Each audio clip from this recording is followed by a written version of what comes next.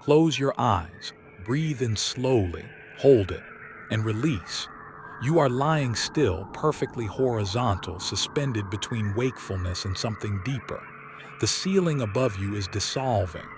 The walls of your room are growing translucent, softening at their edges, becoming the pale amber color of pre-dawn sky pressed through gauze. You are not falling asleep. You are rising. Begin with the weight. Feel it leaving you, the heaviness of the day peeling away from your limbs in slow, invisible layers, like bark loosening from a tree after rain.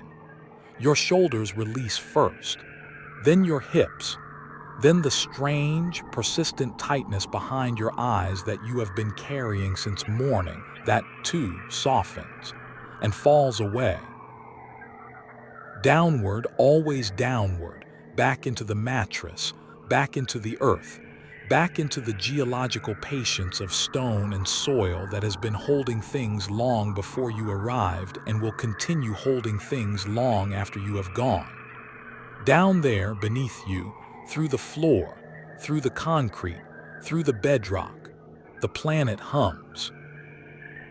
Imperceptibly, incessantly, it vibrates at a frequency too low for any human instrument to detect cleanly, a kind of tectonic breathing that has continued for 4.5 billion years without pause.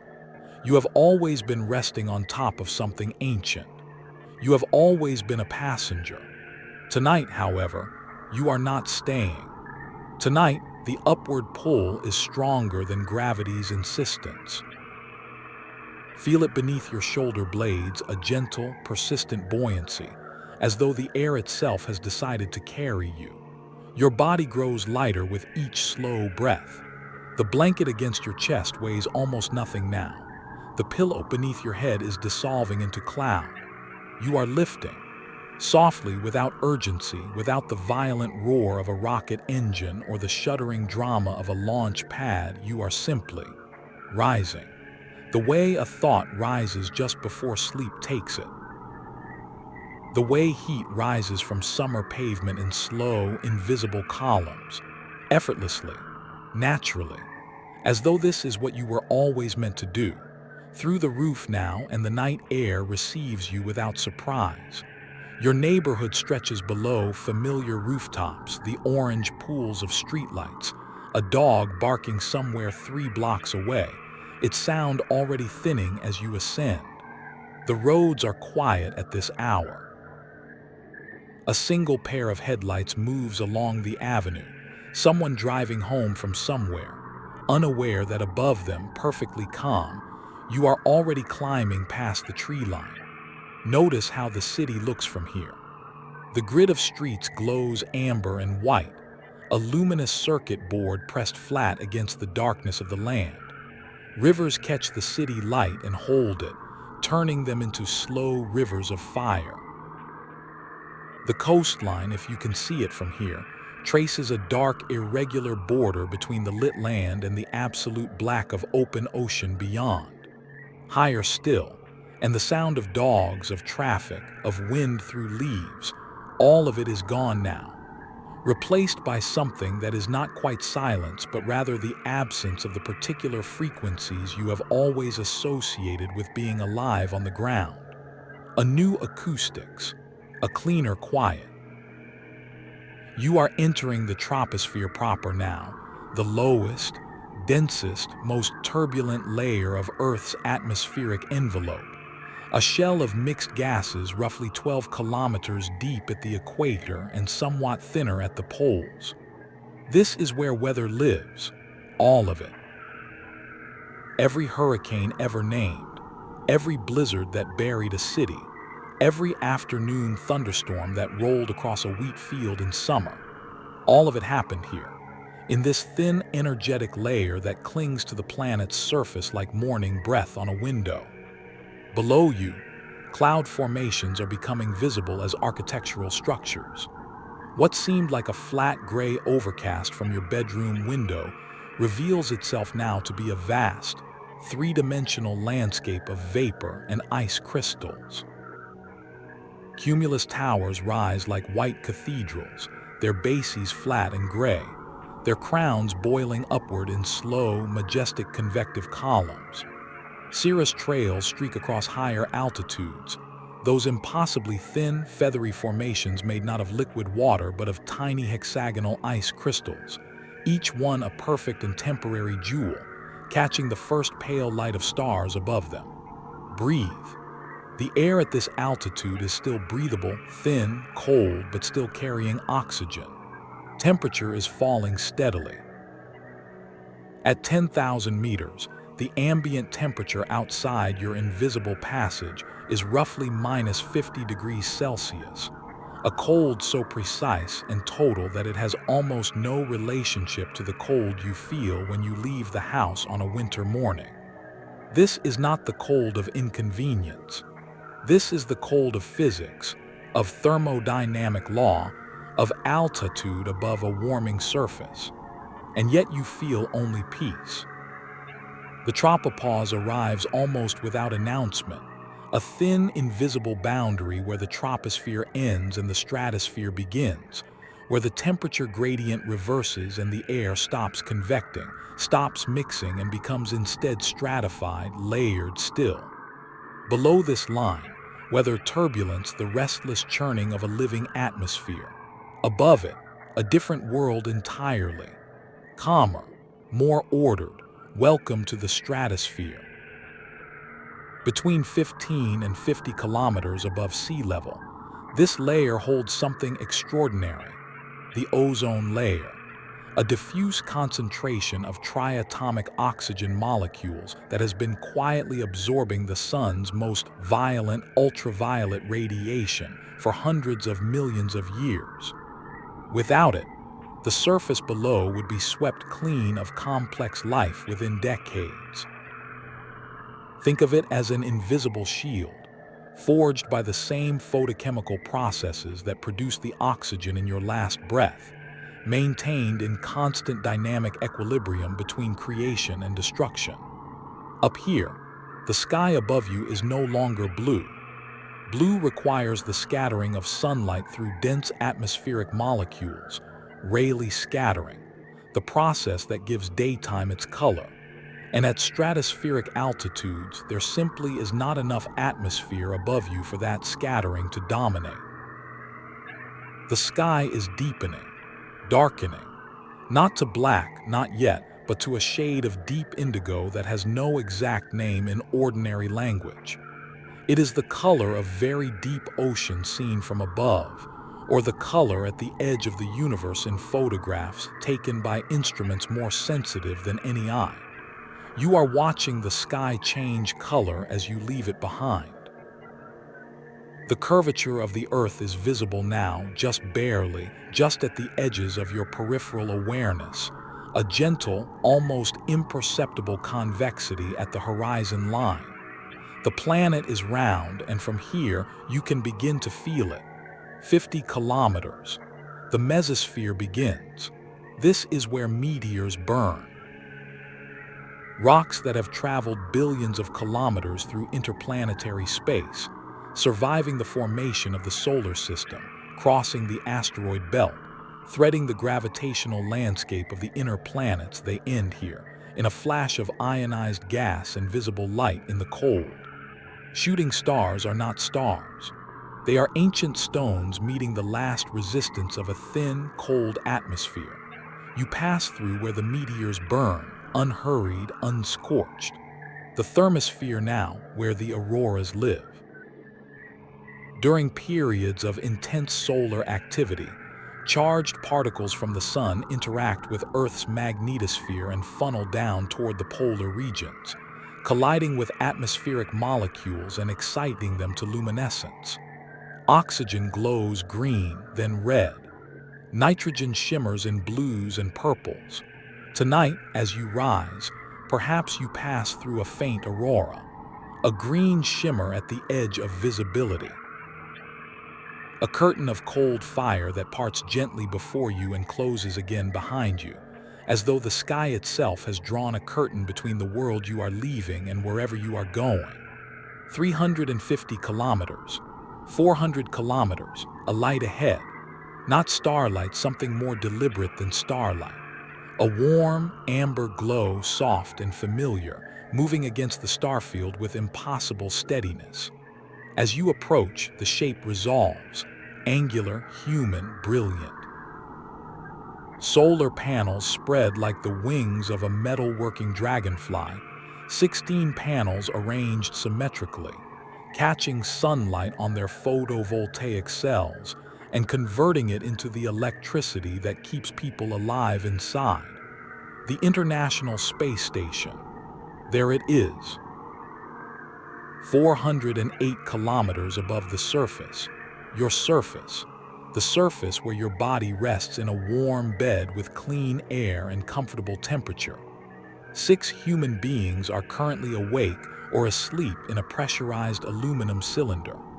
They are conducting experiments on crystal growth, on the behavior of fire in microgravity, on the long-term effects of cosmic radiation on human cardiovascular systems. They are calling home. One of them might be awake right now, floating past a cupola window, looking down at the planet below, looking at the city where you are sleeping, looking at the grid of lights that includes your street, your neighborhood, the warm amber rectangle of your window. You pass the station in silence. It does not know you are here. You watch it dwindle behind you, that little house of light, that improbable outpost of warmth and oxygen and human stubbornness hanging in the thermosphere, and you feel something, a tenderness, a recognition of how extraordinary it is that something so fragile, so complicated, so dependent on the continued functioning of 10,000 interlocked systems, has been continuously inhabited for more than 20 years. They will be asleep soon, those 6 people, like you. And still, you rise. The planet below has changed shape again. No longer a landscape, no longer a geography of cities and coastlines visible in detail. It has become a disk, a circle of swirling blue and white and brown, bounded by the paper-thin luminous line of its atmosphere. The atmosphere that from the ground seems to stretch upward forever. From here it is revealed as almost nothing. A coat of varnish on a marble, the thinnest of films between the living surface and the airless everything that surrounds it. Breathe that in for a moment. Everything that has ever lived on Earth. Every organism since the first single-celled creatures assembled themselves from organic chemistry in shallow Archean seas 3.5 billion years ago. Every tree, every insect, every cetacean, every civilization, every love affair, every war, every cathedral, every poem, every extinction event. All of it contained within that film of vapor so thin that, scaled to the size of an apple, Earth's atmosphere would be thinner than the apple's skin. And you have just left it behind. Above the Kármán line, that conventional boundary at 100 kilometers where aviation ends and spaceflight begins, the stars stop twinkling. Twinkling is an atmospheric phenomenon, caused by the refraction of starlight through moving columns of air at different temperatures. Remove the atmosphere, and stars become points. Fixed, unwavering, geometrically precise points of ancient light, arranged in patterns that your ancestors named and told stories about. Patterns that guided sailors across oceans and farmers through seasonal cycles and priests through the mathematics of calendar and ritual. The stars do not twinkle here. They simply are. And there are so many more of them. The Milky Way, which from your darkest countryside appears as a faint luminous smear, is revealed here as a dense, complex, three-dimensional river of light. Hundreds of billions of stars arranged in the spiral arms of a disk galaxy 100,000 light-years across, of which your sun is an utterly undistinguished member, situated in a minor arm, 40,000 light-years from the galactic center. You are only 400 kilometers up, and already you can see forever. But the graveyard orbit is not here.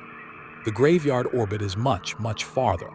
Above you, somewhere in the immense darkness that stretches between here and 36,000 kilometers altitude, the silent congregation waits.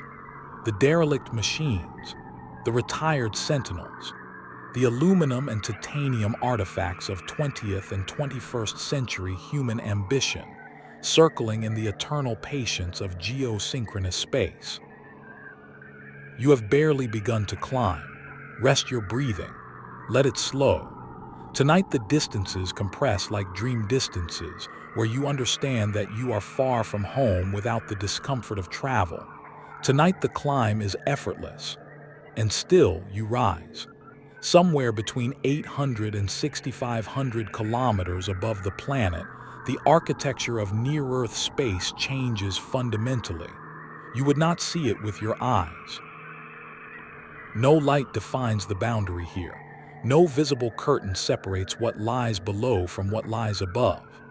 Yet around you, threading through you actually, passing through the atoms of your resting body as easily as neutrinos pass through solid rock, Earth's magnetic field concentrates and traps the charged particles of the solar wind into two enormous, donut-shaped regions of intense radiation. The inner Van Allen belt, the outer Van Allen belt. Named for James Van Allen, the American physicist who discovered them in 1958 using data from Explorer 1, America's first successful satellite, launched in panic months after Sputnik had rearranged the psychological geography of the Cold War. These belts are invisible. They have no substance in the ordinary sense, no atmosphere, no matter worth measuring. What they contain instead is energy. Protons and electrons accelerated to relativistic velocities, spiraling along magnetic field lines in complex helical paths, bouncing back and forth between the magnetic poles like charged particles trapped in an invisible magnetic bottle. The inner belt sits between roughly 1,000 and 6,000 kilometers altitude. The outer belt extends from roughly 13,000 to 60,000 kilometers, a broader, more dynamic structure that responds to the variability of the solar wind like a living thing. Spacecraft that pass through these regions accumulate radiation dose. Solar panels degrade. Electronics can be disrupted or permanently damaged. Astronauts notice increased flashes in their visual field, caused by high-energy particles passing through their retinas directly. You pass through in stillness. The radiation passes through you like memory, 5,000 kilometers, 10,000.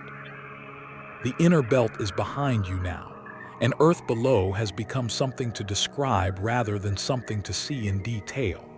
No individual cities are visible, no rivers. The continental shapes are still there, the familiar jigsaw, the recognizable outlines you learned from maps as a child. But they are abstracted now, generalized, softened by distance into something that resembles geology rather than geography.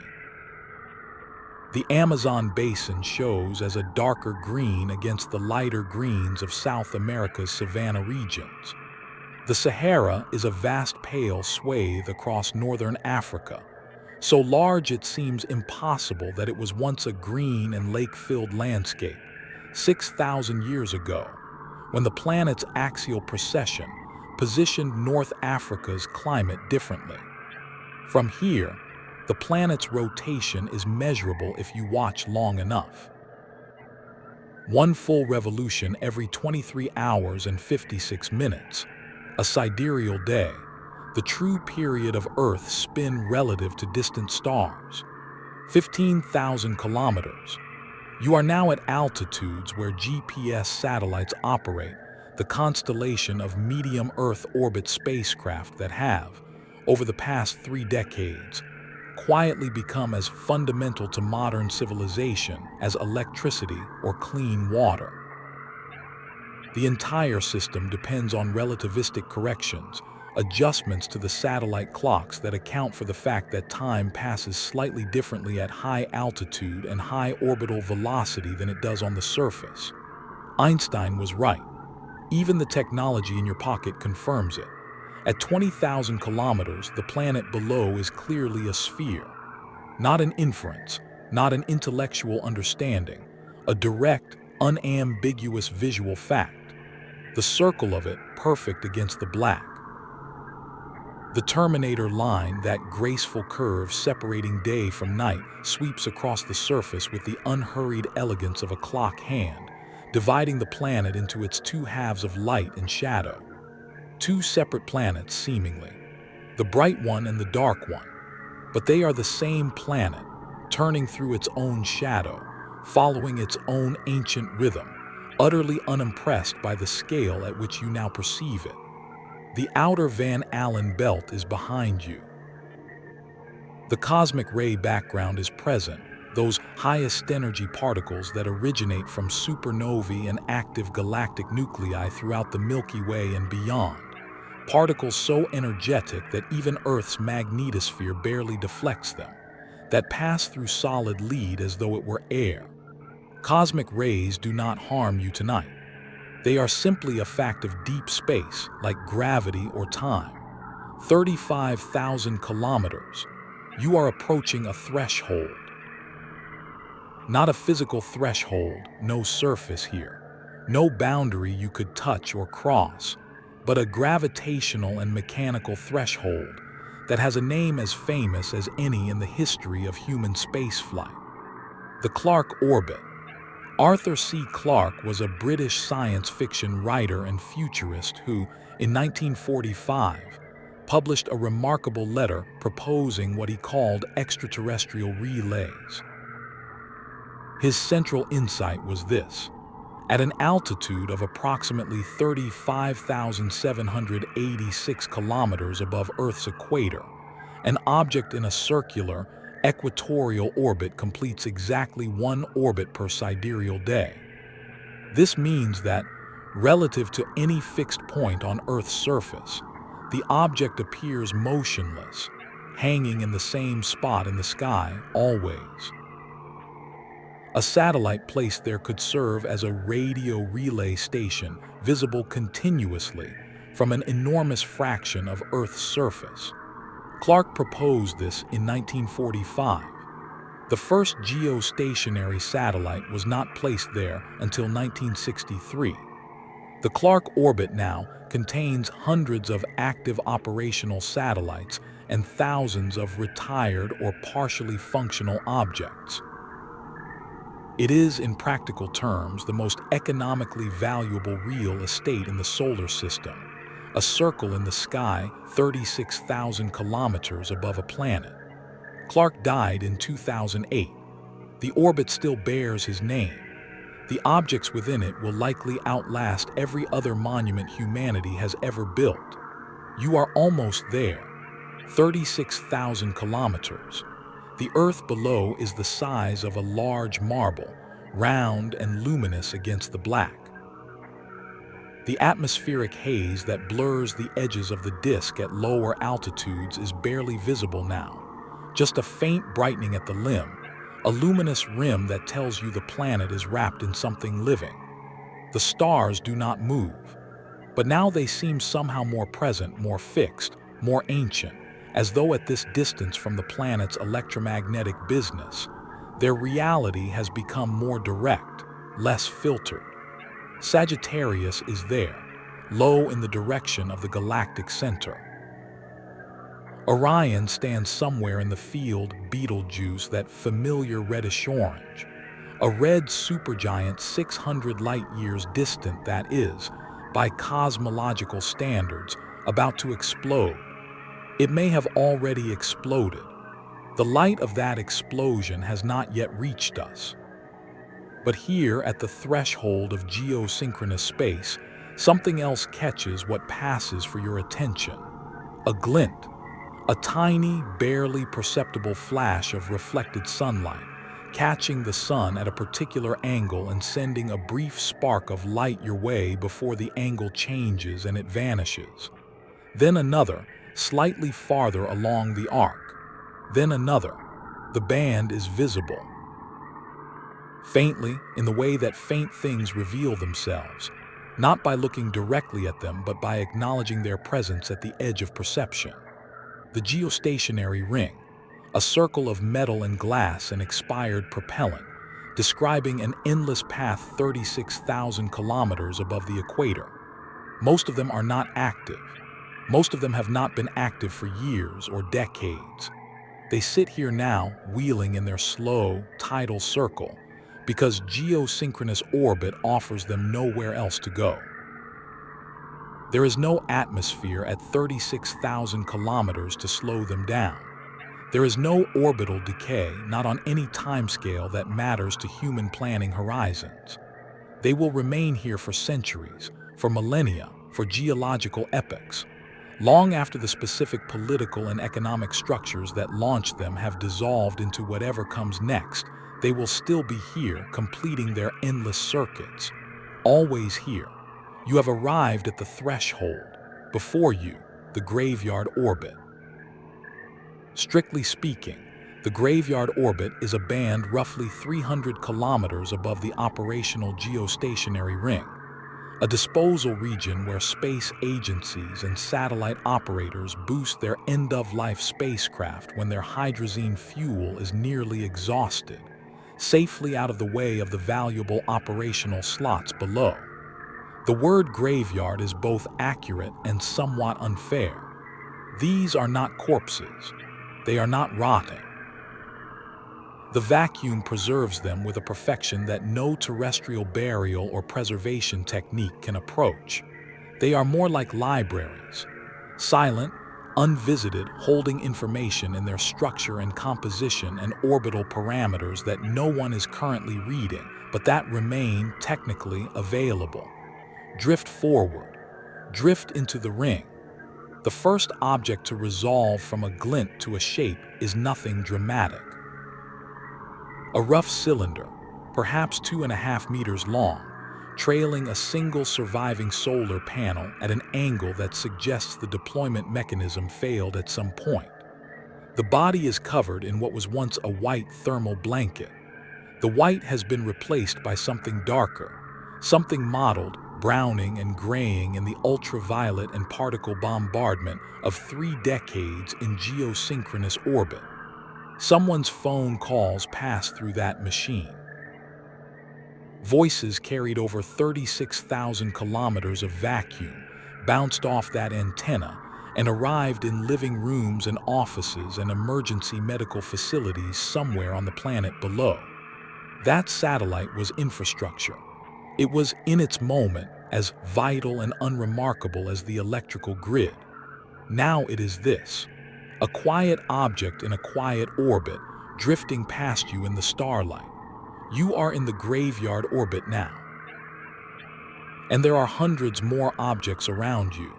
Each one was designed by engineers who cared deeply about its performance, launched by teams who watched its ascent with held breath, operated by technicians who monitored its telemetry daily, and finally bid farewell as the last of the station-keeping propellant was exhausted.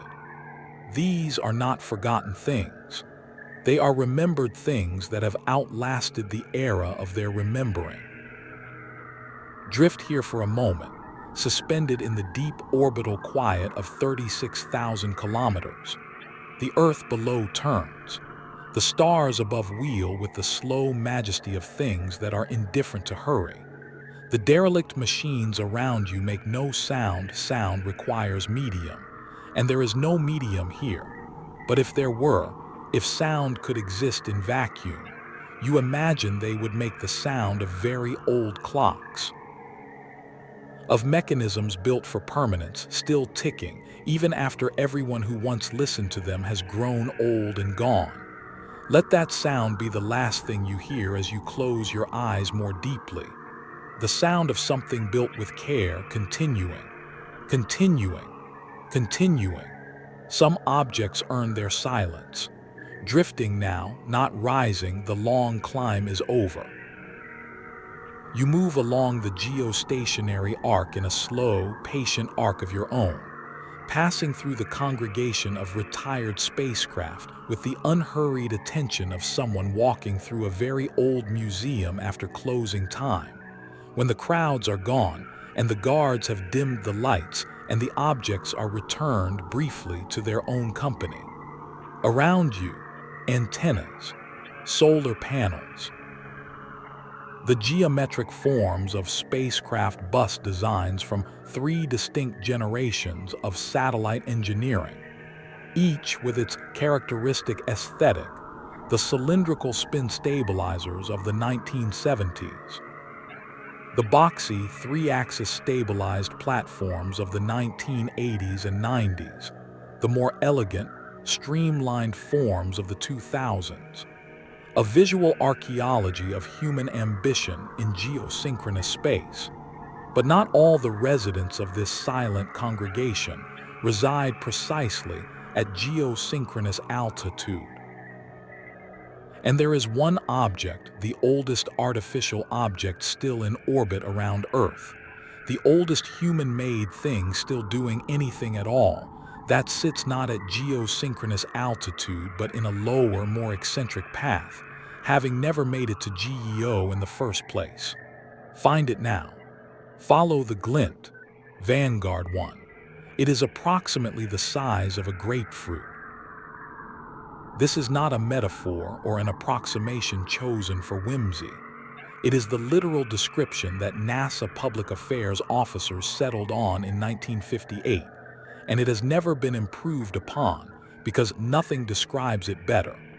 15 centimeters in diameter, 1.47 kilograms in mass, 6 solar cells mounted on its exterior, feeding power to a small radio transmitter inside. A polished sphere of magnesium and aluminum alloy, pocked now by decades of micrometeorite impacts, its surface texture something between matte and dimly reflective in the way of things that have been abraded and chemically altered by the space environment until they look like no surface on Earth. It was launched on March 17, 1958. 17 March, 1958. Think about what the world was like that day. Dwight Eisenhower was president of the United States. The Soviet Union had already placed 2 Sputniks in orbit, Sputnik 1 in October 1957 and Sputnik 2 in November 1957, the latter carrying a dog named Laika who did not survive. And the American space program was in a state of barely contained panic. The first American attempt to launch a satellite, the Vanguard TV-3 mission in December 1957, had exploded 2 seconds after ignition on live national television, earning headlines like Flopnik and Kapitnik that now read as comic, but at the time felt like civilizational humiliation. Vanguard 1 succeeded where its predecessor had failed. The rocket climbed. The satellites separated. And in the weeks and months that followed, the little grapefruit did something genuinely remarkable. It measured things. Not dramatic things. It simply measured its own orbit with exquisite precision. And from the subtle variations in that orbit over time, scientists derived something unexpected and wonderful. The Earth, it turned out, was not a perfect oblate spheroid. It was slightly pear-shaped. The southern hemisphere's average radius was marginally larger than the northern hemisphere's average radius, a tiny asymmetry in the planet's shape that the orbit of Vanguard 1 inscribed in gravitational physics with a clarity no terrestrial measurement could approach. The term geodesists use for this shape is the pear-shape anomaly, and it was discovered because a grapefruit-sized aluminum sphere traced its own ellipse around the Earth for long enough to reveal the planet's secret geometry. Vanguard 1's last radio signal was received in 1964, 6 years of active operation. Then silence. The solar cells degraded, or the transmitter finally failed, or some combination of causes ended the telemetry. But the orbit continued. The orbit was, and remains, entirely indifferent to whether the radio is working. You are approaching it now. Vanguard 1's orbit is inclined to the equator at about 34 degrees, and its altitude oscillates between roughly 654 kilometers and 3,969 kilometers, an ellipse that carries it from the lower thermosphere to the inner Van Allen belt and back in a period of 134 minutes. Orbital mechanics calculations suggest it will take approximately 240 more years for atmospheric drag to end this orbit. Perhaps more, 240 more years. Vanguard 1 has already been in orbit for 66 years. It will likely remain in orbit until the 23rd century. No human alive today will see it re-enter. Their great-grandchildren might, or might not. This is what permanence looks like at the edge of the atmosphere. Here it is. A small sphere drifting across the field of stars, catching sunlight on its pitted surface and returning it fractionally dimmer, fractionally more diffuse than it arrived. The original aluminum-magnesium alloy has been hit by micrometeorites, particles ranging from a few microns to perhaps half a millimeter across, hundreds of thousands of times over 66 years. Each impact leaves a tiny pit, a miniature crater with raised rims. The surface of Vanguard 1 is, in this sense, a record. Not of human achievement, but of the micrometeorite flux in the near-Earth environment, a density measurement of the debris environment written directly into the spacecraft's skin over 6 decades. Scientists call this process impact gardening when it occurs on planetary regolith. On Vanguard 1, it is something more intimate, the universe, leaving its mark on a human object. A slow conversation between a constructed thing and the stochastic violence of deep space. The 6 solar cells are visible circular, arranged symmetrically on the sphere's surface. In 1958, photovoltaic technology was in its infancy, and these cells were made from silicon, then cutting edge. By 1964, they were producing nothing useful, but the silicon is still there.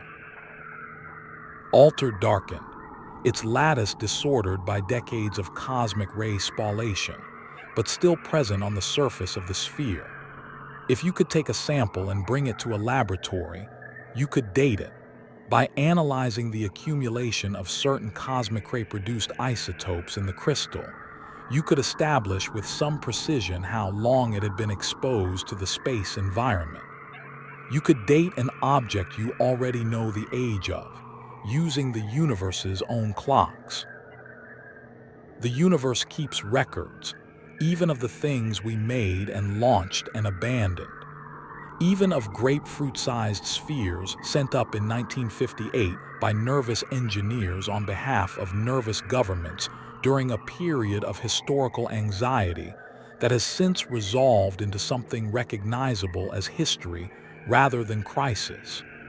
Consider, for a moment, who built this object.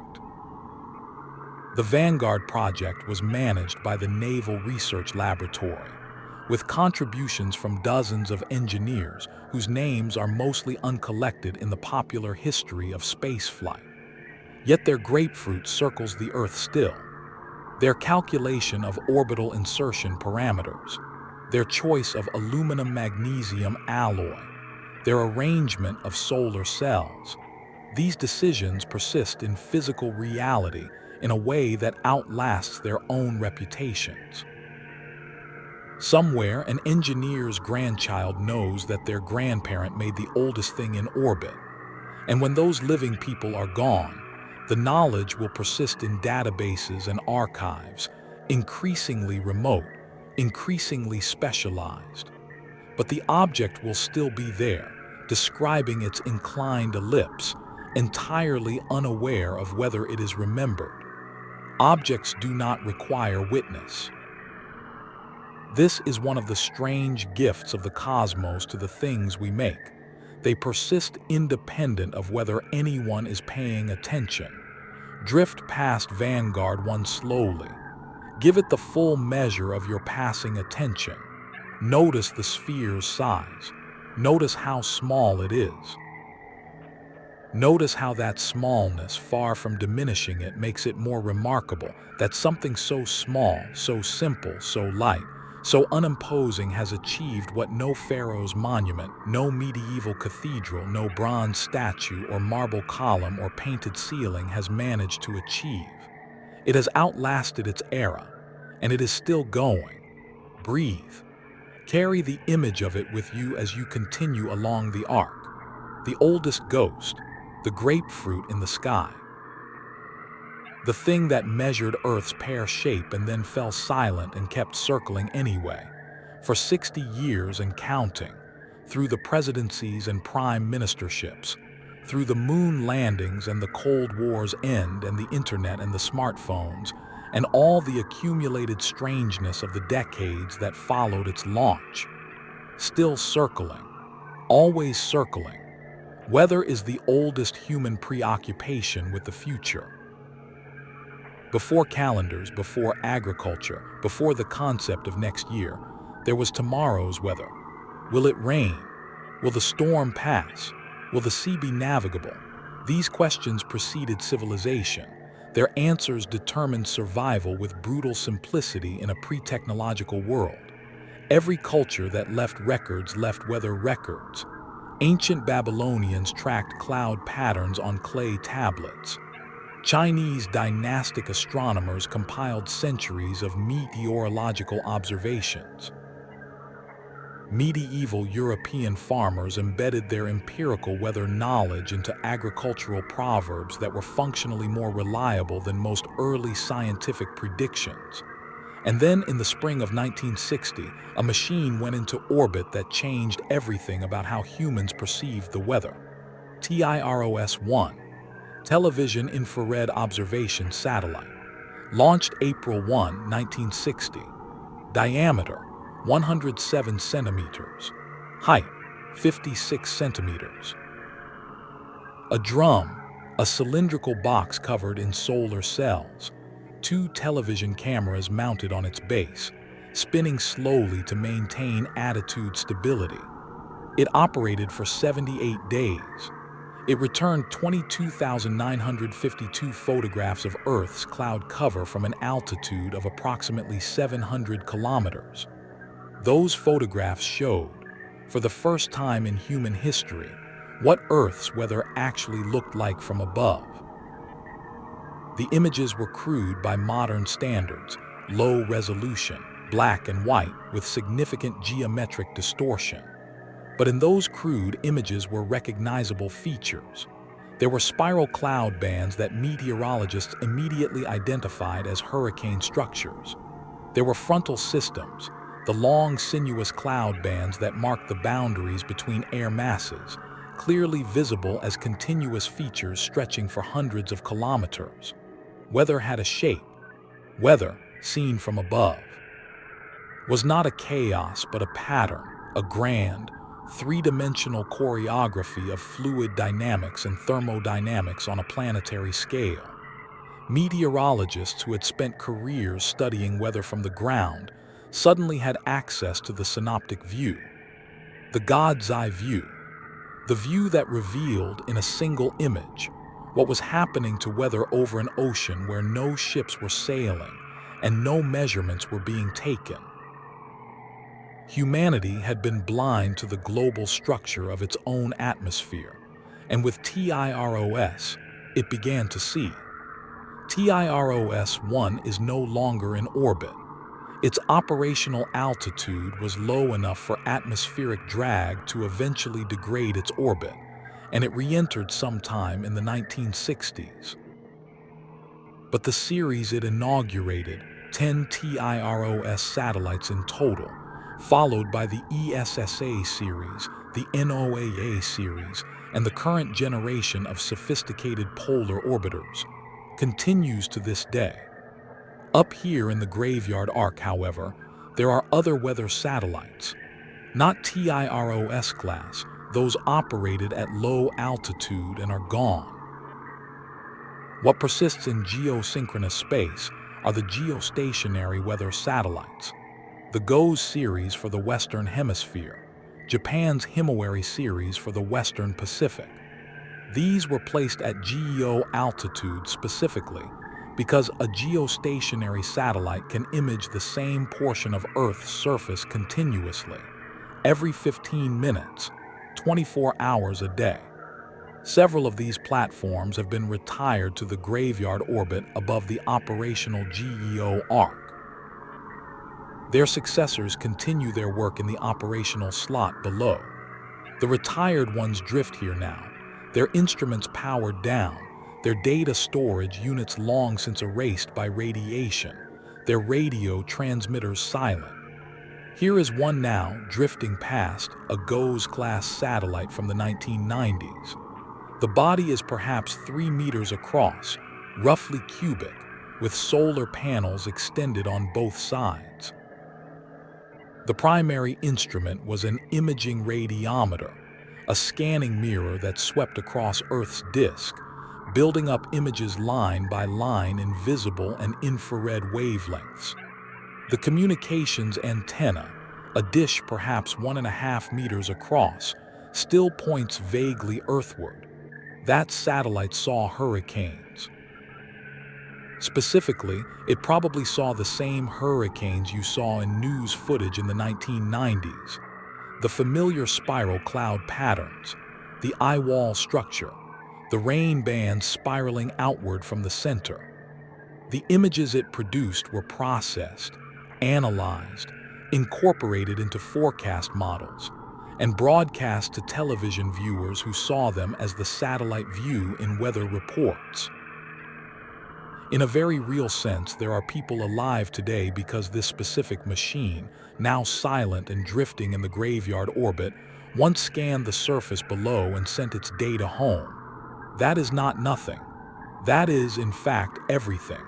And then there is SYNCOM 3, launched August 19, 1964. Mass, approximately 39 kilograms. The first satellite to achieve true geostationary orbit, not merely geosynchronous, but truly geostationary, hovering over a fixed point on the equator with the planet below turning in perfect synchrony. Positioned above the international date line in the Pacific Ocean, SYNCOM 3 accomplished something in October 1964 that had never been done before, and that seems, from the perspective of 60 years later, as historically significant as the laying of the first transatlantic telegraph cable a century earlier. It broadcast the 1964 Tokyo Summer Olympics to the United States. Understand what this meant in the context of 1964. Television was already a dominant cultural medium in the United States, but live international television, real-time broadcast of events happening on the other side of the planet, was not yet possible by any other means. Transatlantic communication cables existed but could carry only telephone signals, not television bandwidth. SYNCOM 3 was that system. The signal traveled from ground stations near Tokyo up to SYNCOM 3 at geostationary altitude, was amplified and retransmitted, traveled back down to receiving stations in California, and then propagated through the terrestrial television network to sets in living rooms across America. The signal traveled approximately 72,000 kilometers, up to GEO and back, in about 0.24 seconds. People in California watched the Tokyo Olympics as they happened, across an ocean and a continent, via a 39-kilogram machine in geosynchronous orbit. Arthur Clarke's 1945 prediction realized. A relay station in the sky. Every geostationary communication satellite operating today, and there are approximately 500 of them, descends conceptually from SYNCOM-3's demonstration that the Clark orbit was practical, not merely theoretical. Every televised sporting event, every weather forecast, every GPS navigation query, every international phone call routed through satellite infrastructure, all of it traces a lineage back to that 39-kilogram cylinder hovering over the Pacific in the autumn of 1964. That is a monument, not carved in stone, not built of marble, not inscribed with the names of emperors. A monument of physics and engineering, and the simple, extraordinary idea that the geometry of Earth's orbit contains a useful shelf 36,000 kilometers above the equator. Drift now among these sleeping giants. Past the retired weather sentinels with their dead imaging instruments still aimed vaguely downward. Past the defunct communication relays with their silent transponders and empty antenna dishes. Each one was an event. Each one was a launch day, that particular species of collective anxiety that the rocket-watching community knows. The long silence as the countdown reaches zero, the burst of fire and smoke and noise, the slow initial rise. Each one had a moment of triumph when it reached its intended orbit and powered on its instruments and sent its first signals home. And each one has a last transmission date, a final signal received by a ground station that may not even have recognized it as the last one. The signal simply stopped. The contact was lost. The satellite became an object rather than a mission. What does it mean to be an object rather than a mission? For the satellite, nothing. The concept has no meaning for a machine. But for the humans who conceived and built and operated it, the transition from mission to object is a kind of death, not the death of the hardware which continues, but the death of the relationship between the hardware and the human enterprise that created it. Perhaps this is why the graveyard orbit, for all its industrial etymology, carries a quality of peace. The missions are over. The pressure is lifted. No one is monitoring these satellites' health parameters. No one is analyzing their power budgets. No one is worried about their propellant margins. They have achieved the satellite equivalent of retirement, the permanent, orbital retirement of objects that have nowhere better to go. In the arc ahead, a faint cluster of objects, still maintaining rough orbital proximity decades after their operational lifetimes ended. They drift. They turn slowly in response to the radiation pressure of sunlight and the tiny gravitational tugs of the moon and sun. A family of sleeping machines, dreaming nothing, orbiting everything. Let them orbit in peace. Let the weather satellites rest from weather. Let the communication relays rest from voices. Let the proving machines rest from their proofs. The arc continues, and you drift along it into the deeper philosophy that space and time and these silent objects are ready to teach you. If you are quiet enough to hear it, consider the pyramid at Giza. Built approximately 4,500 years ago during the reign of Pharaoh Khufu, the Great Pyramid stands 138 meters tall, somewhat reduced from its original 146 meters by millennia of erosion, the removal of its original white casing stones by later builders, and the geological settling of the desert platform on which it sits. The precision of its construction is remarkable. The base is level to within 2.1 centimeters. The sides are oriented to the cardinal directions to within 0.05 degrees. By almost any measure, the Great Pyramid of Giza is the most durable large structure human civilization has yet produced. In 4,500 more years, the Great Pyramid will still be standing. Probably. But consider the objects in the graveyard orbit.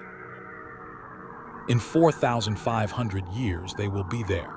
Every single one of them. In 45,000 years, the Great Pyramid will have been significantly further eroded. In 45,000 years, the graveyard orbit satellites will still be there. In 450,000 years, the timescale of a single glacial cycle, the pyramid may be unrecognizable, its stone worn down to a low mound. In 450,000 years, the graveyard orbit satellites will still be there. The reason for this asymmetry is simple, and it is the most fundamental insight that orbital mechanics provides. At geosynchronous altitude, there is effectively no atmosphere, no drag, no resistance, no erosion force analogous to wind or water or the biological chemistry that degrades terrestrial structures. On Earth's surface, every structure that exists is in constant dialogue with the wind.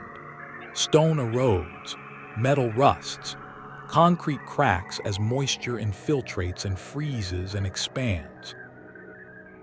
Even in the most arid desert environments, the thermal cycling between hot days and cold nights creates mechanical stress in stone, cracking it along crystallographic planes, slowly reducing boulders to rubble and rubble to sand over geological time.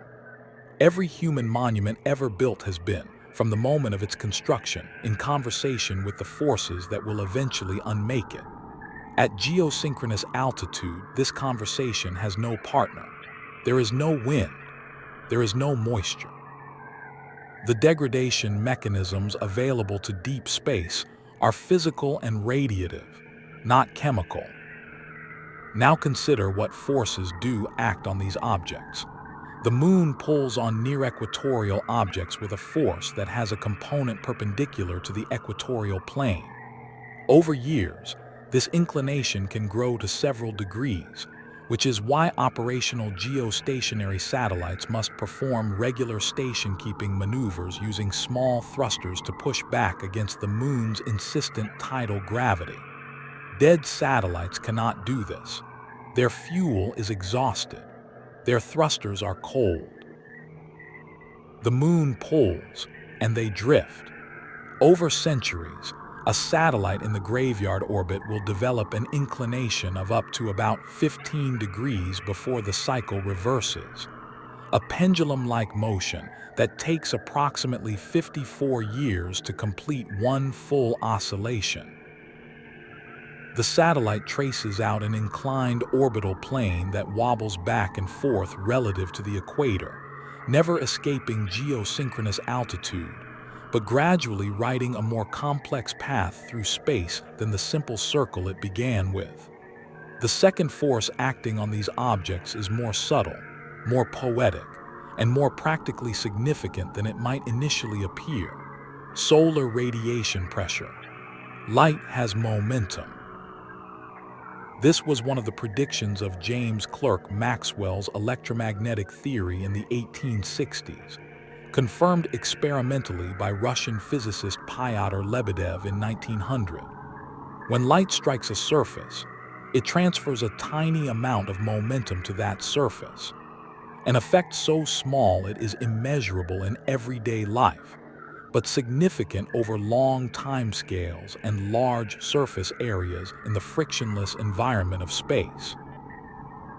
The pressure is approximately 4.5 micronewtons per square meter of surface facing the sun, roughly the force you would feel from a single human hair resting on the back of your hand, distributed over a square meter of surface. Tiny, imperceptibly tiny by any intuitive standard.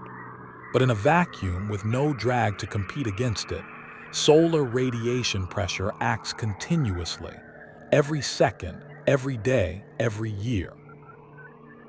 Over a century, a satellite with a large solar panel area might have its orbit altered by hundreds of kilometers due to accumulated radiation pressure. Over millennia, it becomes one of the dominant forces shaping the orbits of objects in the graveyard zone.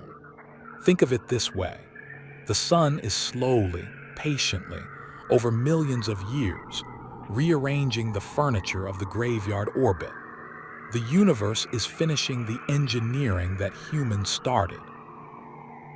The Kozylidov mechanism describes how the combined gravitational influence of a distant massive body, the Moon, in the case of Earth-orbiting satellites, can cause a satellite's orbital inclination and eccentricity to cycle together in a coupled oscillation. As inclination increases, eccentricity decreases, and vice versa, in a slow gravitational waltz that preserves the satellite's orbital energy while redistributing it between the two parameters. The graveyard orbit is not static. It is alive with the slow physics of gravitational interaction, solar pressure, and the long accumulation of tiny perturbations into grand orbital sculptures. The satellites are not merely sitting there. They are performing an extremely slow, extremely patient, entirely involuntary orbital choreography that will continue long after every human institution that could describe it has changed beyond recognition. When the fuel runs out, the physics reasserts itself. The satellite goes where the universe's gravity takes it, and where the universe's gravity takes a geosynchronous object is not away, not down, not into decay. It is simply elsewhere in the geosynchronous neighborhood, still orbiting, still present. This is why these objects will outlast the pyramids. Not because they are made of better material. Many of them are made of aluminum, which is softer than limestone. Not because they were more skillfully constructed, but because they are in an environment where the things that destroy terrestrial monuments simply do not exist. Because at 36,000 kilometers, the universe keeps things. The graveyard orbit is not a graveyard in the sense of endings. It is more like a library whose books do not decay, not because they are made of special material, but because the building they are kept in has no humidity, no biological organisms, no chemical weathering, no passage of anything but light and time and the slow forces of gravitational interaction. The books are there. The stories they contain persist, unread perhaps, possibly unreadable eventually, but the physical text remains. The library of the graveyard orbit holds its collection with perfect indifference to whether anyone ever returns to read it. Let this thought settle into your rest as you drift. The universe keeps things. Touch the surface of a satellite that has been in the graveyard orbit for 30 years. Not with your full hand, brush it with the back of your fingers, the way you might test the temperature of a surface you're not sure about. What you feel is not what you would expect. The multi-layer insulation blanket, that quilted covering of thin aluminized Kapton and Mylar sheets that covers most of a satellite's external surface, no longer has the slightly springy, resilient quality it had when it was installed in the clean room. It has become something stranger. Stiffer in some places, almost brittle. In other places, oddly soft, where the layers have partially delaminated and the outer film flaps loosely. The color, which was originally a specific gold or white chosen for its thermal optical properties, has shifted browner, darker in the UV-exposed regions. The gold of the aluminized layers now muted and uneven. Run your fingers along a seam. Some of the edge material crumbles slightly under the light pressure, not dramatically, not catastrophically, but in the way of something very old and very dry that has been through many cycles of expansion and contraction. This is what 30 years of space aging looks like at the tactile scale. This is the biography of a surface written in material degradation. The thermal environment experienced by a geosynchronous satellite is extreme in ways that are difficult to convey through comparison to anything on Earth's surface. Most of the year, the satellite is continuously illuminated. The sun shines on it without interruption, 24 hours a day. During brief eclipse seasons, the satellite passes through Earth's shadow, plunging from full solar illumination to complete darkness over a period of about 70 minutes. The temperature changes during eclipse entry and exit are brutal. When sunlight disappears, a satellite's external surfaces rapidly cool toward the deep space background temperature of approximately -270 degrees Celsius. The cosmic microwave background, the afterglow of the Big Bang, the residual warmth of the universe's first moments now cooled to just a few degrees above absolute zero. When sunlight returns, the process reverses. Surfaces warm rapidly, expanding, generating opposite stresses. Over 30 years of eclipse seasons, the cumulative effect of this thermal cycling fatigue is written into the material properties of every joint, every fastener, every bonded interface in the satellite structure. The solar panels have changed most dramatically of all. Even at reduced radiation flux, decades of particle bombardment create displacement damage in the crystal lattice. Atoms knocked out of their optimal positions, creating defects that act as traps for charge carriers, reducing the efficiency of the photovoltaic conversion process. Solar panels that left Earth at perhaps 28% efficiency are now, 30 years later, converting sunlight at perhaps half that efficiency or less. It does not matter. There is no electrical system requiring their output, but the physical change is there, written in the crystal defect density of their semiconductor material. The cover glass over the solar cells has been transmuted over the decades. The deep ultraviolet and X-ray environment creates color centers in the glass, lattice defects that absorb visible light, gradually making the cover glass slightly brown, slightly more opaque. The glass remembers every photon that passed through it by being very slightly changed by the encounter. Cosmic rays deserve their own meditation. These are high-energy charged particles, primarily protons, but also heavier nuclei stripped of their electrons, traveling at velocities approaching the speed of light. They originate from a variety of sources, some from the sun during energetic solar events, some from supernova remnants within the Milky Way, some from active galactic nuclei in distant galaxies. When a cosmic ray particle strikes matter, including the aluminum skin of a satellite, or the silicon of its solar cells, or the memory chips of its onboard computer, it deposits energy. At sufficiently high energies, it can initiate a cascade of secondary particles, a shower of protons, neutrons, and electrons produced by the interaction of the primary particle with atomic nuclei in the material. For satellites in the graveyard orbit with no operational electronics, the cosmic ray bombardment continues, quietly, for decades. The memory chips accumulate bit errors that no one will ever read. The radiation has been running its patient program through the satellite's body for decades, and the body has been absorbing it in silence.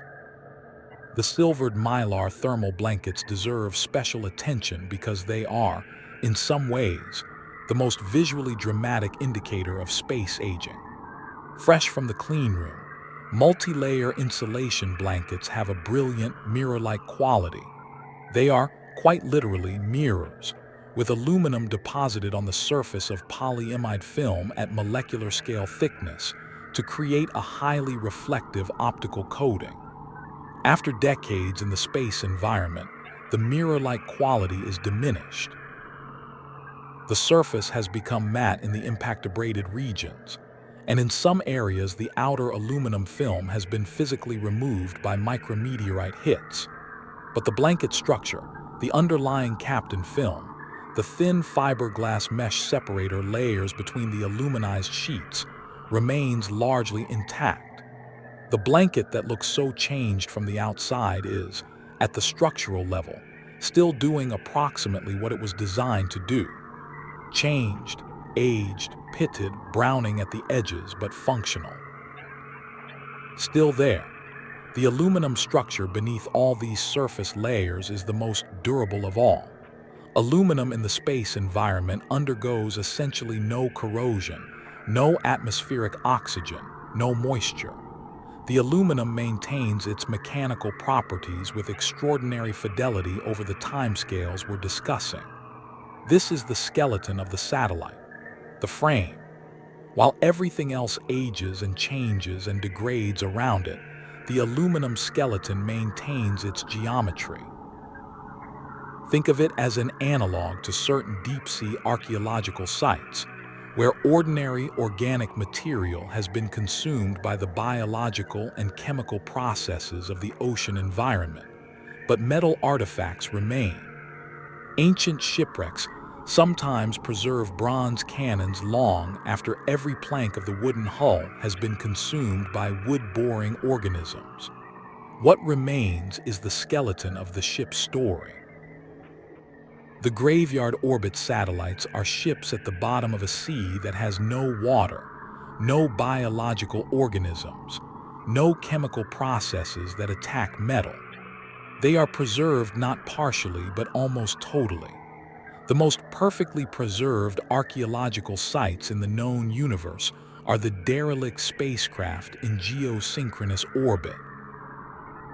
You drift along the surface of one such satellite now, close enough to see the individual micrometeorite impact craters on the aluminum skin, tiny pits, each one the record of a collision between this object and a particle of cometary or asteroidal debris that may have traveled for billions of kilometers before ending its journey here. The craters are distributed randomly, statistics written in metal. Beneath this surface, unchanged, is the aluminum, the frame.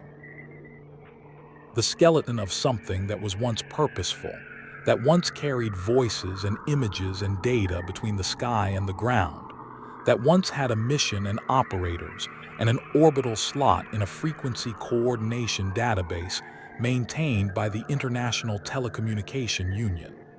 Now it has only this, the patience of perfect preservation, the silence of a thing that has nothing more to do and nothing to hurry it toward any ending. Rest like this object rests, perfectly still in the orbit of your own breathing, perfectly preserved in the vacuum of the approaching dream. And the stars wheel overhead and the earth turns below and the satellite rests. As you rest, permit yourself an act of temporal imagination that does not come naturally to the human mind. 10,000 years. Say it slowly so that each word has the weight it deserves. 10,000 years. The beginning of agriculture, the domestication of wheat and barley and rice in the river valleys of the Fertile Crescent, the Nile Valley, the Yangtze Basin. These events occurred approximately 10,000 years ago. Stonehenge was not yet a concept. The pyramids were not yet a concept. The city, as a human organizational form, had barely emerged as an experiment in social technology. 10,000 years ago, some of your ancestors were painting on cave walls. The languages spoken 10,000 years ago are not merely dead. They are entirely lost, their sounds and structures having evolved or merged or disappeared without leaving recoverable traces in any archive. The songs are gone. The stories are gone. The names of the people who first said "I love you" to each other, or who first wondered what was beyond the next range of hills, gone. And yet the satellites will still be there. In the year 12,024 CE, 10,000 years from the early 21st century, the Earth below will be recognizable in its large-scale geography, but significantly altered in its details. The orbital mechanics of the graveyard orbit do not care about any of this. The lunisolar perturbations will have had 10,000 years to act on the satellite's orbital parameters. The inclinations will have cycled through the 54-year oscillation approximately 185 times. The solar radiation pressure will have accumulated its perturbation for 10,000 years. The graveyard arc of 10,000 years hence will not look like the graveyard arc of today. The objects will be distributed differently. Their orbital parameters will have complex histories of evolution. But they will be there, still there, orbiting. Consider the surface condition of a typical graveyard satellite in 10,000 years. The most dramatic change will have occurred to the thermal blankets. In practical terms, the thermal blankets will likely have partially flaked away in their outermost layers, leaving a residue on the satellite's exterior. The aluminum skin beneath will be more exposed, pitted with 10,000 years of micrometeorite impacts, coated with a thin patina of polymer residue but fundamentally intact. The aluminum is not going anywhere. What of Earth below, as seen from the graveyard orbit in this imagined future? The continents will have moved, but negligibly. Ice coverage may be different. The sea level may be significantly different from today's. The cities will be different, or perhaps gone, or perhaps replaced by something we would not recognize as cities. Maybe there are 10 billion people on the planet below. Maybe there are a billion. Maybe there are 100 billion. We do not know. Whatever is below, the satellites above will have been watching it, silently, without sensors, without telemetry, without purpose. They will have been present for whatever happens. They will have orbited above the developments and the catastrophes and the quiet, unremarkable centuries of ordinary life, in the way that the moon orbits, not watching in any active sense, but present, persistently present.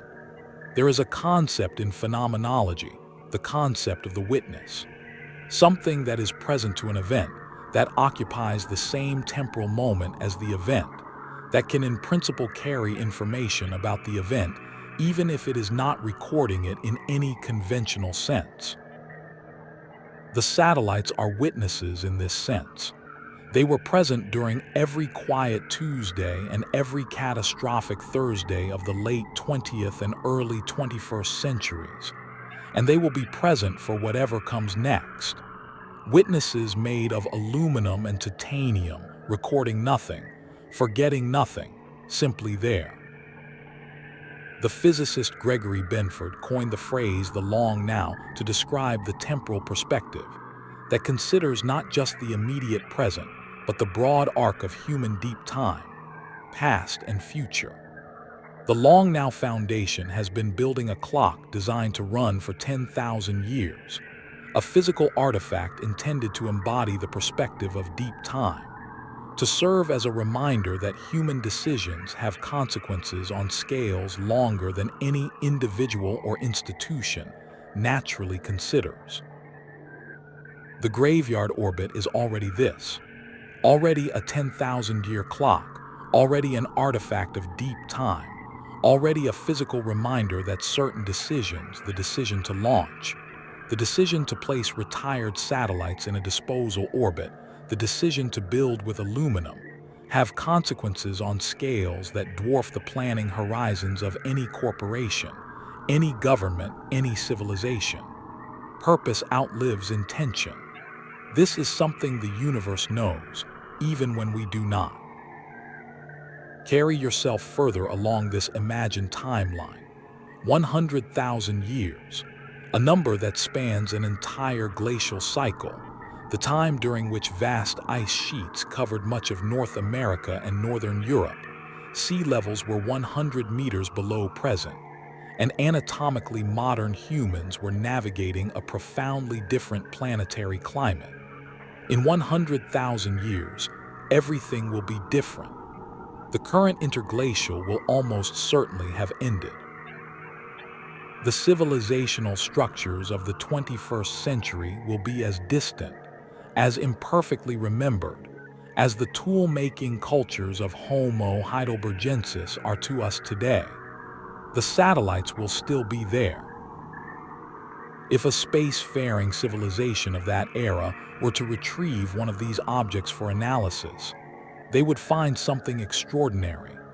an artifact whose isotopic signatures, material properties, and structural characteristics would allow them to date it with precision, to identify its elemental composition, to recognize it as a manufactured object of unmistakably technological origin, to reconstruct something of the civilization that built it.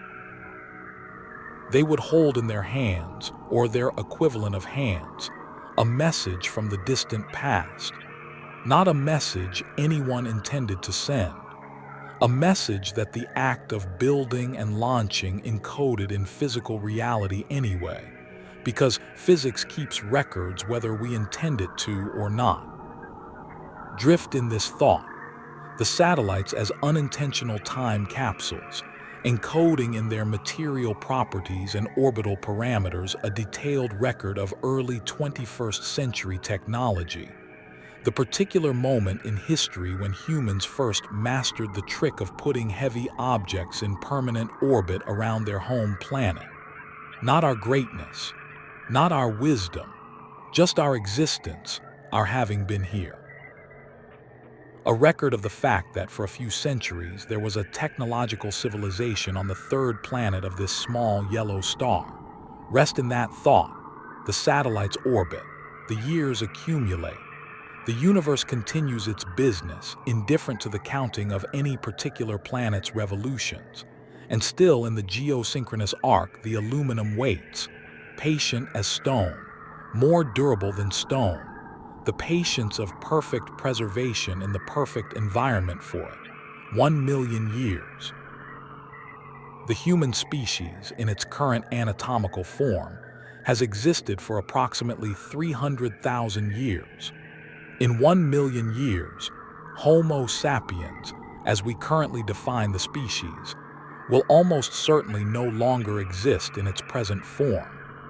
This is not pessimism but paleontology. Every ancestral human species we know of changed over timescales of hundreds of thousands of years.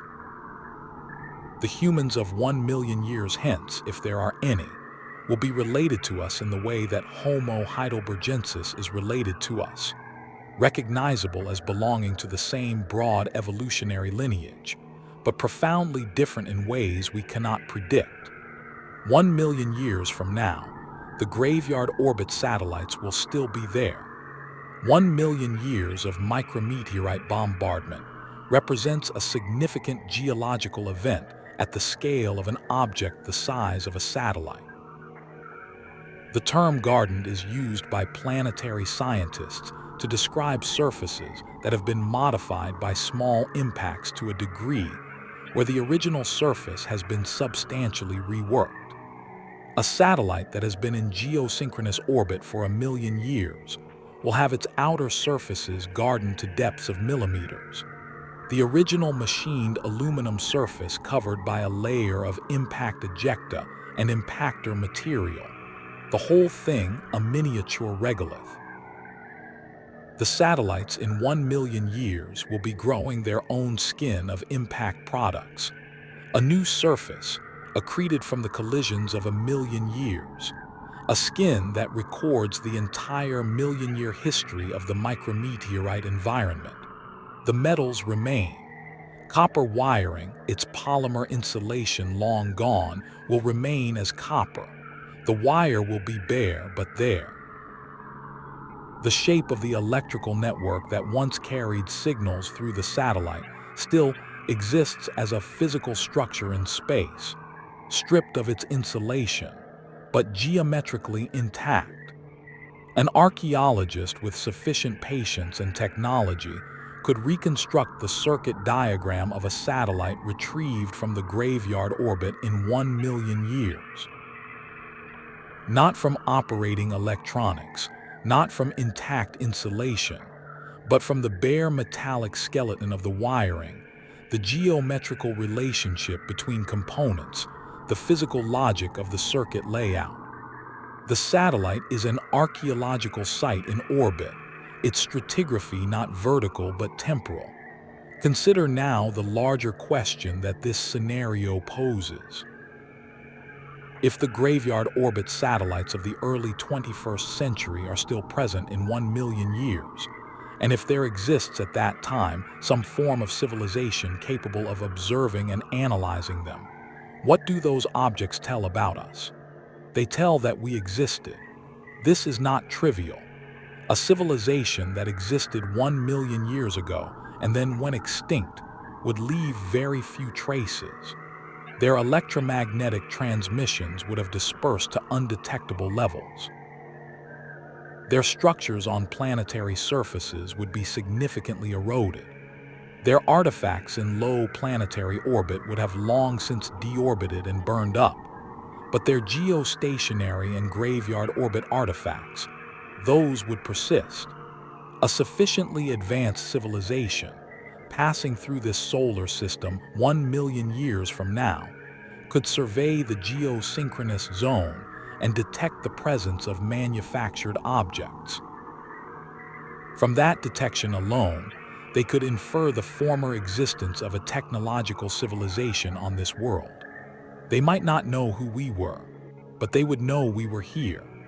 The graveyard orbit satellites stay put. They are concentrated in a relatively narrow band, 36,000 kilometers from a solar system that future explorers might visit for the sun itself, for its planets, for its potentially interesting third world. Any survey of this solar system that was thorough enough to examine the planets would examine the geosynchronous zone. The graveyard orbit satellites are a permanent exhibit in a gallery that any sufficiently curious observer would visit. What is the emotional resonance of this for you now, in the quiet of your approaching sleep? The knowledge that the things we have made, the cold, industrial things, the spacecraft built not for beauty but for function, may be humanity's most lasting monument. That the Sistine Chapel will be rubble long before the last GOES satellite's aluminum frame is meaningfully eroded. This is not sad. It need not be sad. It is simply a fact about the physics of different kinds of making, that some things are made for meaning, for the transmission of inner experience across time and between minds, and these things are only as durable as the substrate that carries them and the minds that receive them. And other things are made for function, for the stubborn mechanical purpose of doing a specific job in a specific environment, and these things persist as long as their materials and their environment permit, which, in the case of aluminum in geosynchronous orbit, is a very long time indeed. The universe does not rank these two kinds of making. Physics doesn't care which is more important. We are here. We were here. We built things that carry the signature of mind and intention and technical mastery. We launched them into an orbit where the universe would keep them for us, long after we ourselves have transformed into something we cannot recognize from this vantage point. The skeleton of humanity wheeling in the graveyard orbit, patient, permanent, present. Let your body settle deeper into rest. The philosophical weight of these thoughts need not keep you awake. It is precisely this kind of weight that, properly received, invites sleep. The realization that you are small and temporary but not alone in your smallness, this is not cause for anxiety. It is cause for the deepest rest. You are part of a species that has put things in orbit. Whatever you have done today, whatever concerns attend your waking hours, you share a civilization with the engineers who designed these objects and the mission designers who chose this orbit. You are part of the story that the satellites will tell for 1,000,000 years. That is enough. That is more than enough. Rest now. The orbit continues without you needing to watch it. 5 billion years from now, the sun will run out of hydrogen. Not all at once. The transition will take hundreds of millions of years, a gradual brightening as the helium core grows and the hydrogen-burning shell around it pushes outward, then a rapid expansion as the outer layers swell and cool and redden. The sun will become a red giant. Its diameter will expand to perhaps 200 times its current size, reaching close enough to Earth that the oceans will boil, the atmosphere will be stripped away, the geosynchronous orbit will be consumed, the satellites will be vaporized, their aluminum will be incorporated into the expanding solar atmosphere. The graveyard orbit will cease to exist as a distinct region. But this is 5 billion years away. Before that terminus, before the sun ends the satellite's orbital story in fire, there are billions of years of continued orbiting. 3 billion years from now, the Milky Way and Andromeda galaxies will be in the middle of their merger, not a crash of stars, but an interpenetration of stellar populations as the two galaxies' gravitational fields interlace. The night sky, as seen from whatever remains of Earth's surface, will be transformed beyond recognition. The familiar constellations will have been rearranged by the proper motions of stars over 3 billion years into configurations that bear no resemblance to the patterns that gave them their names. In the transformed night sky above a transformed planet, the satellites will still orbit. And then the red giant fades. And then the satellites are gone. But even here, even in the stellar furnace of a red giant's outer atmosphere, the aluminum atoms persist. They are not destroyed. They are dispersed, carried outward in the stellar wind, incorporated into the expanding shell of gas and dust. And perhaps, this is not impossible. This is in fact how all atoms in your body came to be where they are. Perhaps some of those aluminum atoms will find themselves in the structure of a future star, or a future planet, or a future living thing. The satellites will have completed the longest possible journey, from mineral deposits in Earth's crust to manufactured components to orbit to stellar atmosphere to interstellar medium to new solar system. The circle of cosmic chemistry, written in aluminum. The universe remembers everything. It just doesn't file things neatly. Now the universe is very old. The protons in ordinary matter have a half-life. After enough of these half-lives, the protons that make up atoms, including the atoms of aluminum in the satellite structures, including the atoms of carbon in your body, will have decayed into lighter particles. The matter of the universe will have dissolved into a diffuse sea of electrons, positrons, neutrinos, and photons. Before proton decay, the universe will have become very quiet.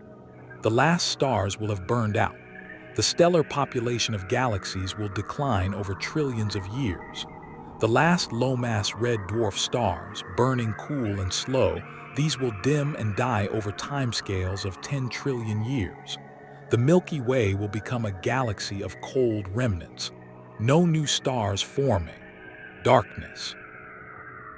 Not the temporary darkness between stars, but the permanent darkness of a universe that has used up its hydrogen. Let the sentences slow now. Let the rhythm of this narration begin to match the rhythm of entropy, the universal tendency of ordered things to become disordered, of hot things to cool, of structure to dissolve into the statistical sameness of equilibrium. The universe is cooling. It has been cooling since the first fraction of a second after the Big Bang.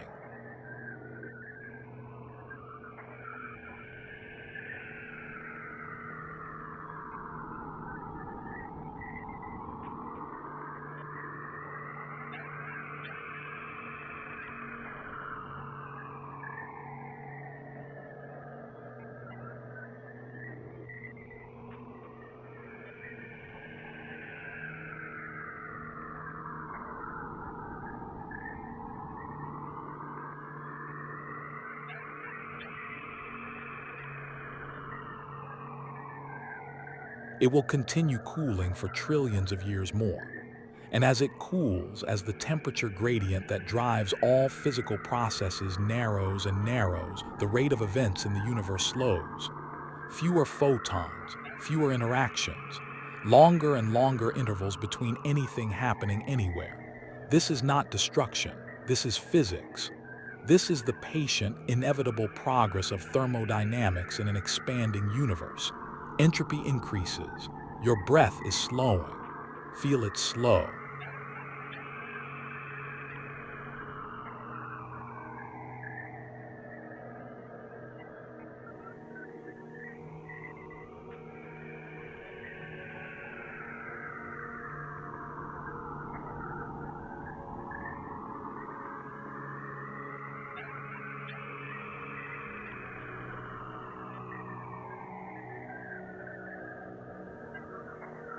Each inhale is longer than the last. Each exhale trails off more gently. The rhythm of your breathing is converging on something slower than ordinary wakefulness, something that exists between the states, in the border country between consciousness and its absence. You are in the graveyard orbit still. Or rather, you carry the graveyard orbit with you now, as a felt quality of the space you are entering, the quality of perfect quiet, perfect preservation, the eternal patience of a thing in orbit with nothing to do and nowhere to go and all of time to simply be. The stars are going out, one by one, far away and long ago and in the deep future all at once, in the strange temporality of sleep where all times are simultaneous. And the orbit continues, and you continue.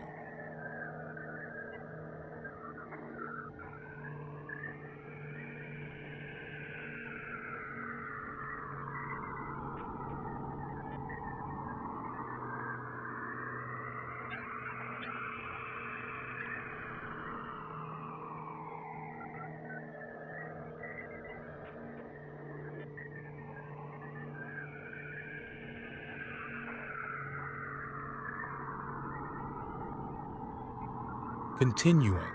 Dark. Not the dark of a closed room, not the dark behind your eyelids. The dark of a universe that has finished its first bright work and rests in its own enormous quiet. The stars have taken a very long time to dim, but they have dimmed. The orbit continues, or the orbit continues as a mathematical truth.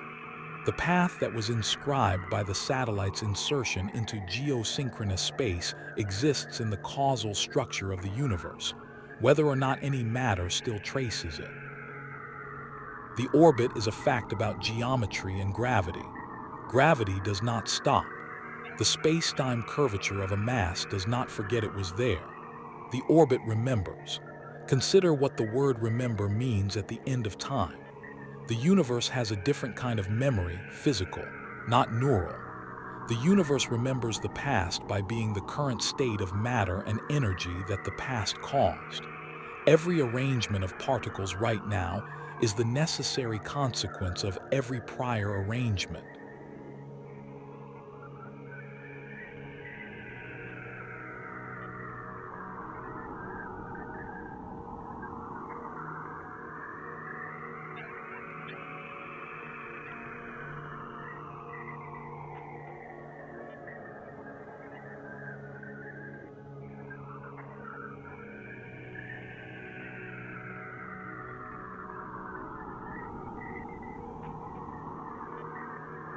The past is not lost, it is encoded. The satellite's orbit, encoded. The aluminum atoms, encoded. The launch day, encoded in the subsequent positions of all the particles that were present and affected by it. All the photons emitted by the rocket exhaust that have been traveling outward through space ever since, carrying the information of that day in their polarization and frequency and direction. Vanguard 1 was launched. That is forever true. The universe contains that truth in its structure. The photons from the launch rocket have been traveling for 66 years. They are now 66 light years from Earth. They carry in their quantum state the information of that moment, and they travel outward. They will continue to travel outward, long after the sun has gone, long after the galaxy has darkened, long after the protons have decayed, the photons travel. Photons do not decay.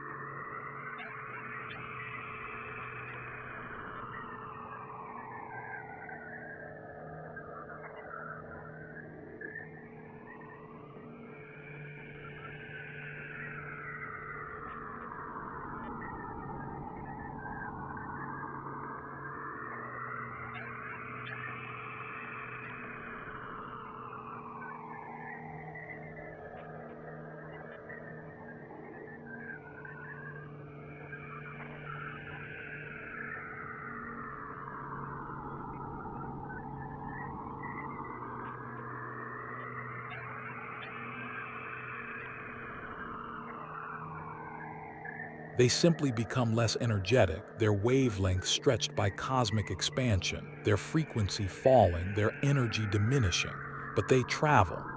The launch of Vanguard 1 is encoded in a sphere of photons 66 light-years across, expanding at the speed of light, and Syncom 3, and every GOES satellite, and every dead transponder in the graveyard arc. Each one left its light, each one sent its photons into the universe, and those photons travel, rest.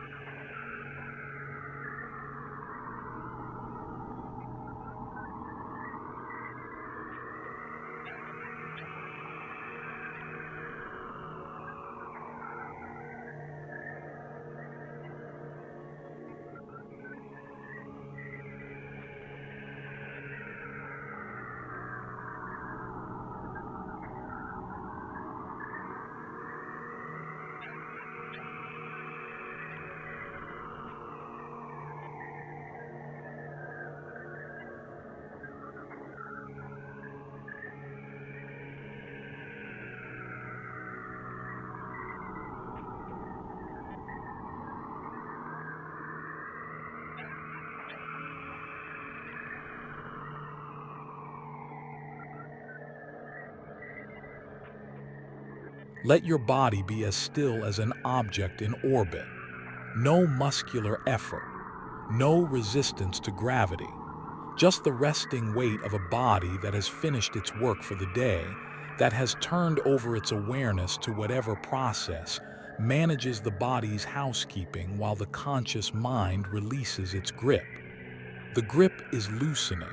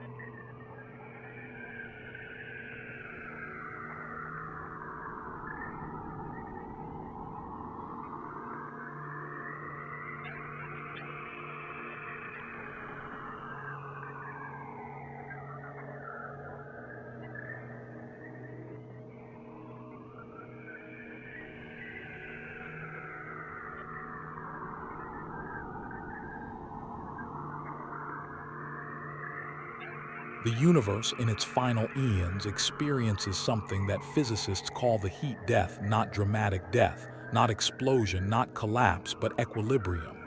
The temperature of everything equalizing to the same low value. No gradients left to drive any process, just evenness, sameness. The universe at the same temperature everywhere, very cold, very dark, very still. This is not terrible, this is rest. Even here, even in the heat death, the quantum foam persists.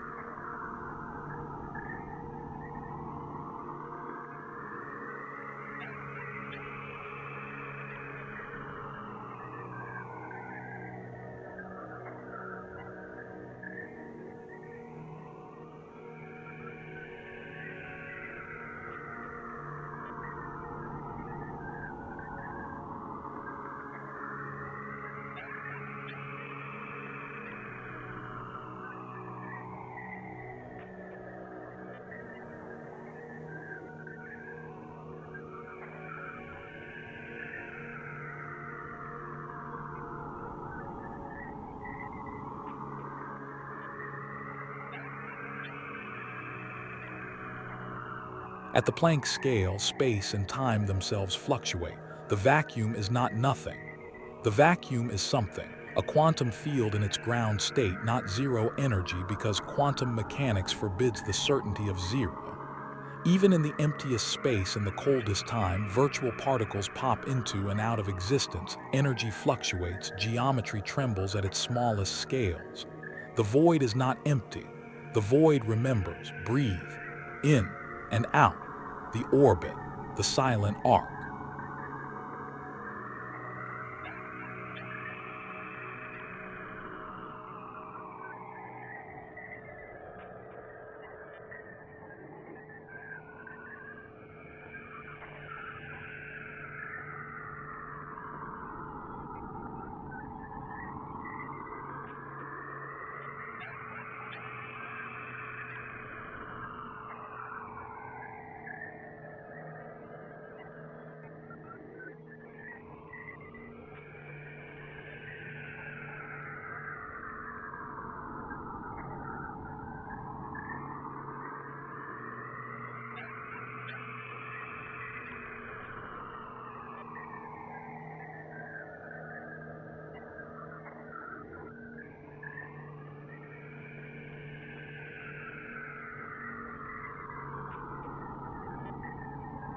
The perfect circle at 36,000 kilometers.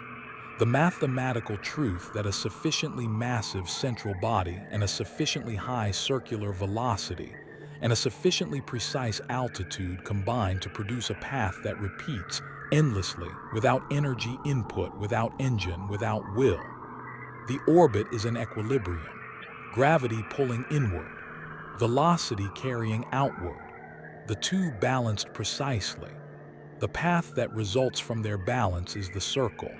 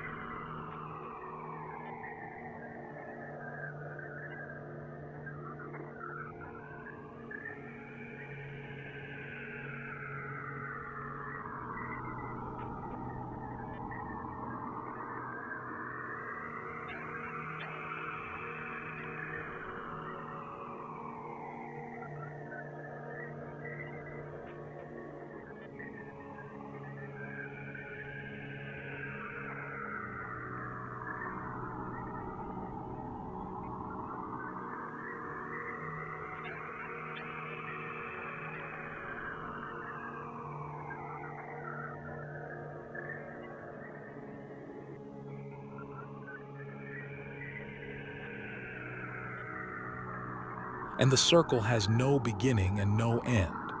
You are in the orbit now, not traveling along it, not observing it from outside, in it.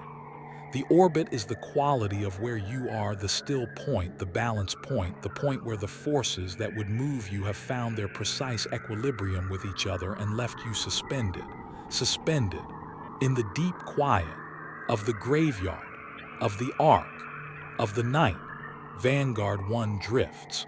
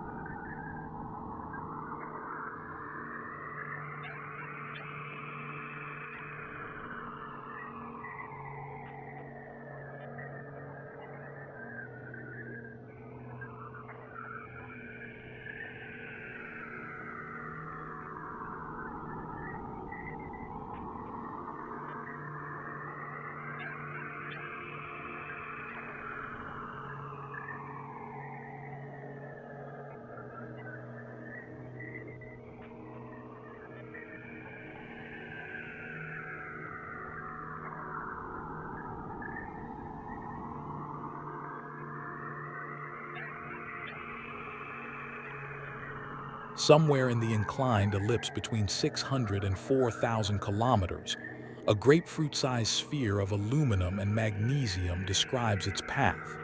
It has described this path since 1958. It does not know it is doing this. It simply moves, moving, and still. The weather satellites rest from weather. The first one saw a hurricane.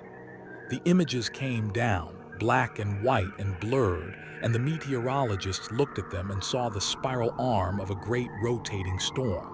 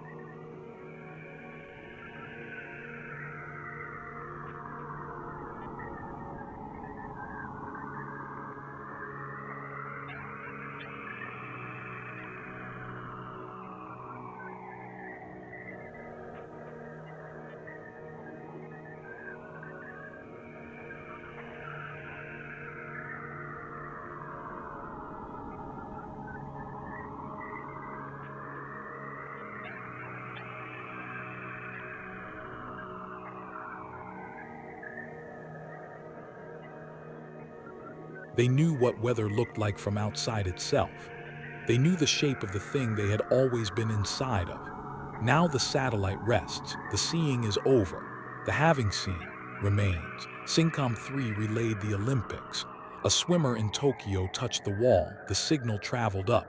36,000 kilometers, turned, came down. Someone in California watched. Right now they thought it's happening right now. That right now is gone, but the satellite that carried it is still there, could know that they were here.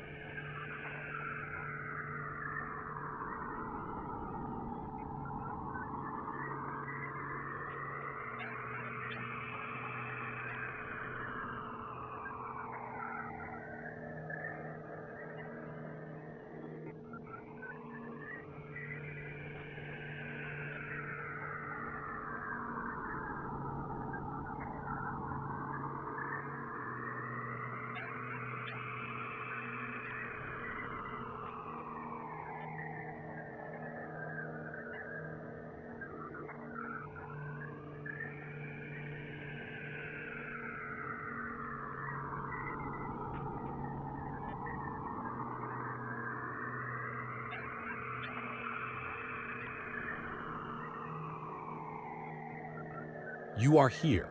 This breath you are drawing, this quiet, slow breath at the threshold of sleep, is part of the universe's record. Your body generates heat. The photons emitted by your body are traveling outward right now. In 1,000 years, they will be 1,000 light years away, carrying the information that a body was here, generating heat, alive. You are here. The universe knows it. The universe will always have known it. The past is the most permanent thing there is. The orbit continues. The dark is warm.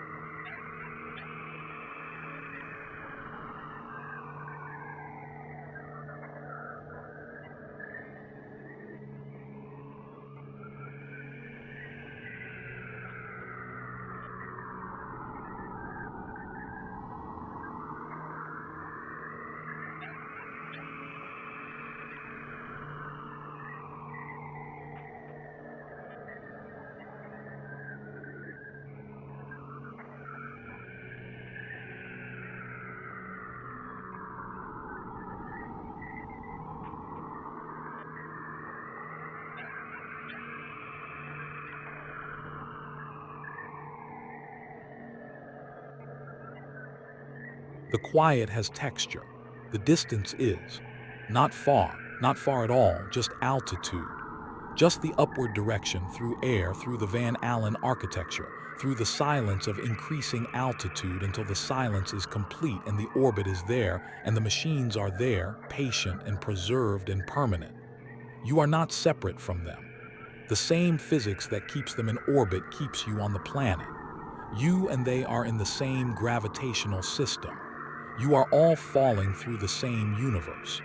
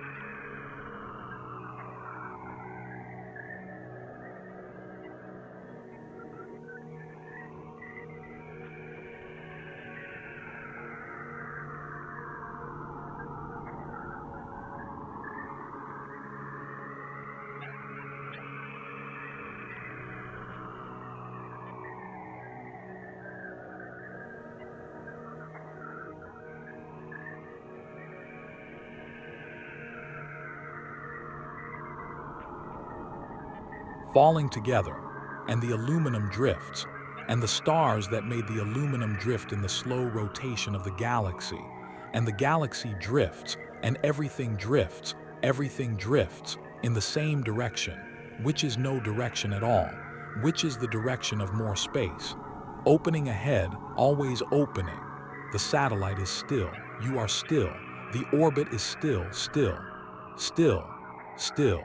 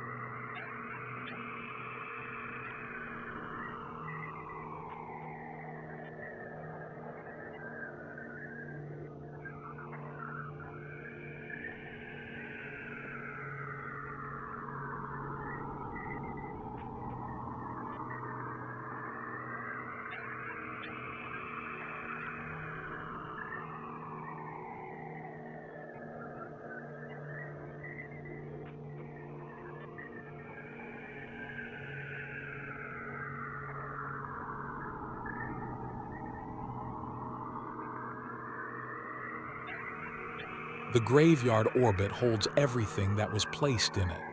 The universe holds everything that happened in it. The night holds you.